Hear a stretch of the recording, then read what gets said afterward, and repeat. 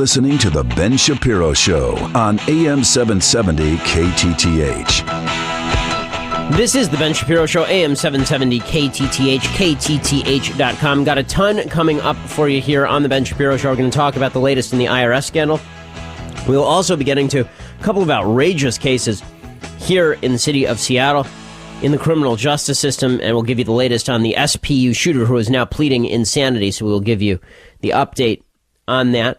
But we start today with the situation over in Iraq. President Obama continues to maintain that there's nothing the United States can do. We're going to sit by and watch that country go to hell in a handbasket, which you may not care about, but you probably should, considering that ISIS, the group taking over the country, the Islamic State in Iraq and Syria, that particular group has vowed revenge on the United States and has vowed that they will do their worst in places across the world. By the way, they do have international reach. They killed a couple of Jews in Brussels several years ago. They've reached out to folks in the international community to, they're drawing a bunch of Westerners over to Iraq to fight, which is really troubling. They're now also engaging in popular World Cup hashtags, attempting to take their message worldwide. One of those accounts on Twitter, Alan Him, this weekend tweeted a link to the recruitment video entitled "There Is No Life Without Jihad," featuring 3 Britons, including Cardiff medical student Nasser Muthana, with 7 World Cup-related hashtags. So they are, at least as knowledgeable about how to use social media as Michelle Obama is. President Obama, however, continues to maintain that U.S. firepower will not be enough in Iraq. He had this to say. The task now is to see whether Iraqi leaders are prepared to rise above sectarian motivations, come together, compromise. If they can't, there's not going to be a military solution to this problem. There's no amount of American firepower that's going to be able to hold the country together, and I made that very clear to Mr. Maliki and all the other leadership inside of Iraq. Okay, he may have made that clear, but the reality is, what he's really making clear is that we're not going to do anything. Could American firepower hold together the country? Well, let's see. 4 years ago, it was holding together the country, so I'm pretty sure that it could. Could American firepower quell the situation there? Absolutely. In fact, it was American firepower and the promise of it and the threat of withdrawing it that kept Nouri al-Maliki under control, the prime minister of Iraq. President Obama continues to blame the Iraqi government for everything that's going on there. And yes, the Iraqi government is a horror show. But guess what? It didn't have to be. When we had people on the ground over there, we were basically dictating how the country should be run. We pulled out precipitously because Obama wanted to say that he had ended the war and that he had decimated al-Qaeda. And it didn't work out that way. He was asked on one of the Sunday shows, Mr. President, you said the war was over there. He said, well, yeah, but it ain't it. It isn't now, is it? Unless we are prepared to stay indefinitely in all these various countries, something that we can't afford, and it would involve over time accusations that we were occupying these countries. At some stage, they're going to have to take responsibility for working together. So is this part of reality, going back into Iraq? Because you said that the war was ended in Iraq. Yeah. You said al-Qaeda was decimated. Yeah. You said it was stable. It was. But just because something's stable 2 years ago or 4 years ago doesn't mean that it's stable right now. That's the whole point, Mr. President. It was stable. You pulled out. It's not stable anymore. It was stable. You pulled out. It is not stable anymore. But President Obama never wants to take responsibility for that, and so it's all the fault of the Iraqis, those crazy Iraqis and their crazy government and all their crazy stuff. If only they weren't so crazy, everything would be all better, President Obama says. It's not about me. I didn't do anything. It's somebody else's fault. Ultimately, what I think the vast majority of Americans understand is that we can't do it for them.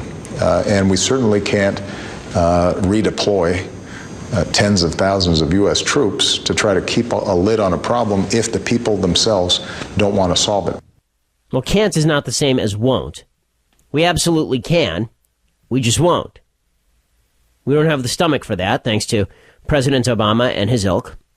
We didn't even have the stomach to stick around. As for the notion that we can't pacify the country, it's not our job. They have to do what it is that they do.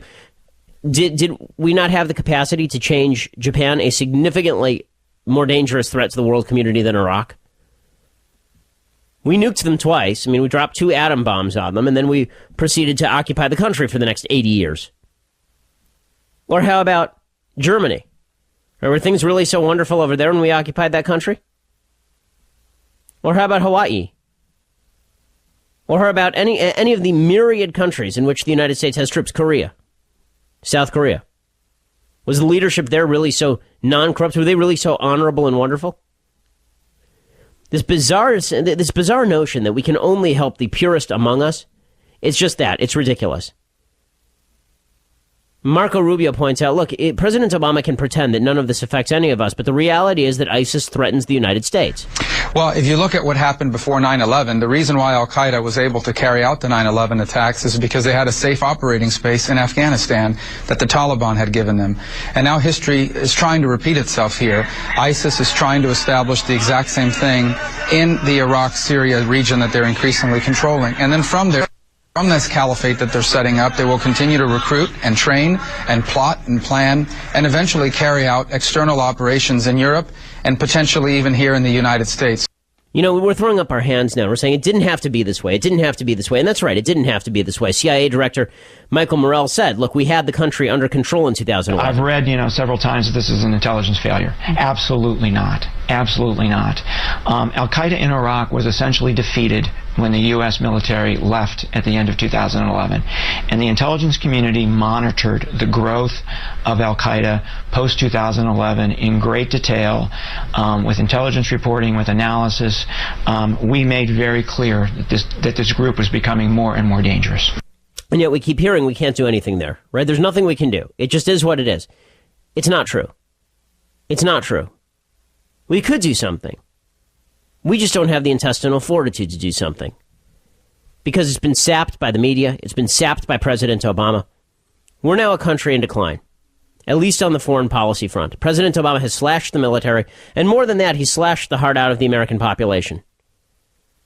He's stated that the American population does have, essentially we have no choice but to surrender whatever gains were won in Iraq. You know, it's really interesting. I have this, over the weekend I had a chance to read this book, Under the Dome. Now they have a series on NBC called Under the Dome, and it's based on this Stephen King novel, really, really long novel, and like most Stephen King novels, interesting premise, stupid conclusion. And this particular Stephen King novel happens to be just a radical diatribe against conservatism, and I'm not talking about subtle. It is completely and utterly unsubtle.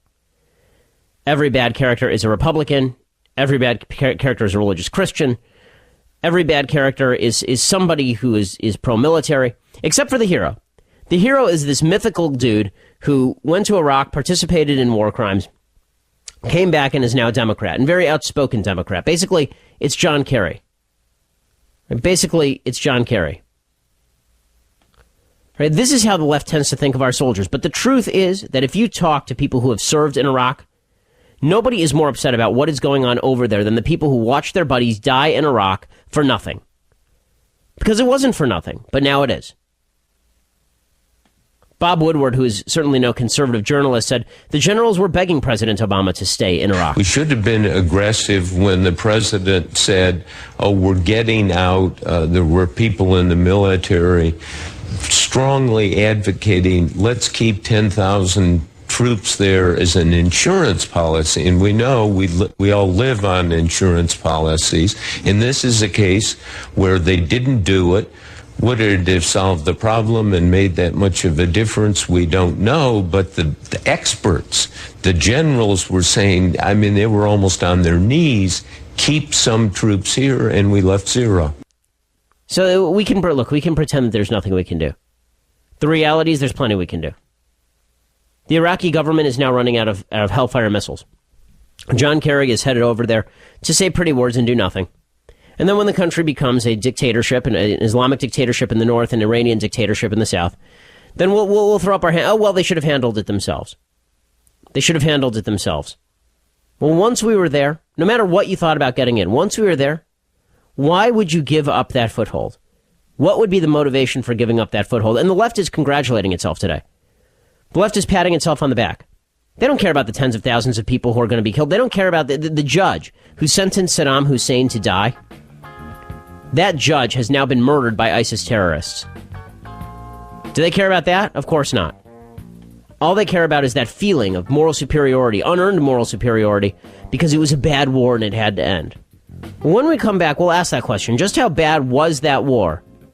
And a fight breaks out, a real Pier 6 brawl between Dick Cheney, former Vice President of the United States, and up-and-coming Senator Rand Paul. We'll talk about it. 800-465-8770. This is The Ben Shapiro Show, AM 770 KTTH, KTTH.com.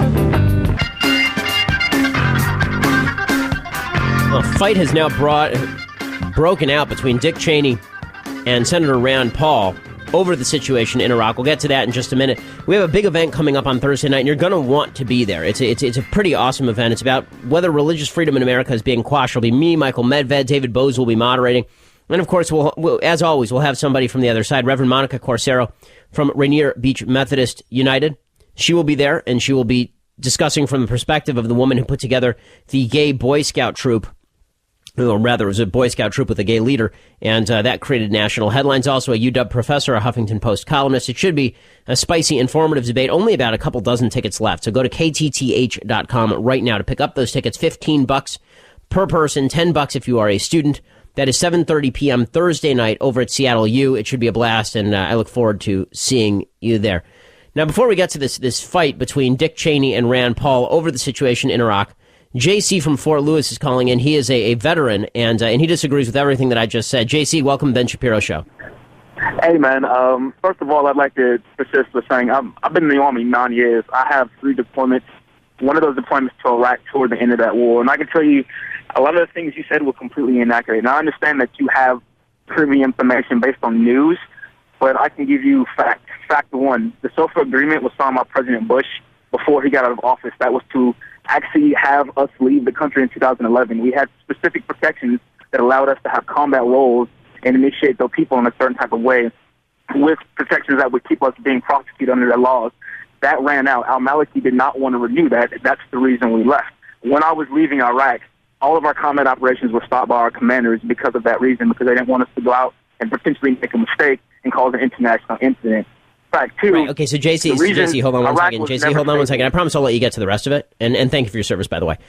What you say there is factually correct, and I want to point that out. What you're saying there is factually correct. There was a status of forces agreement between the Bush administration and the Maliki administration over in Iraq. However, there is a generalized understanding that has been widely reported, including in places like New York, or very friendly to President Obama, that the expectation was that President Obama would negotiate a new SOFA agreement that would allow a continuation of a certain amount of U.S. presence in Iraq on an ongoing basis. And as for the argument that Maliki did not want to allow, for example, that he didn't want to create immunity for American soldiers, again, you're right. He didn't want to do that publicly, but privately.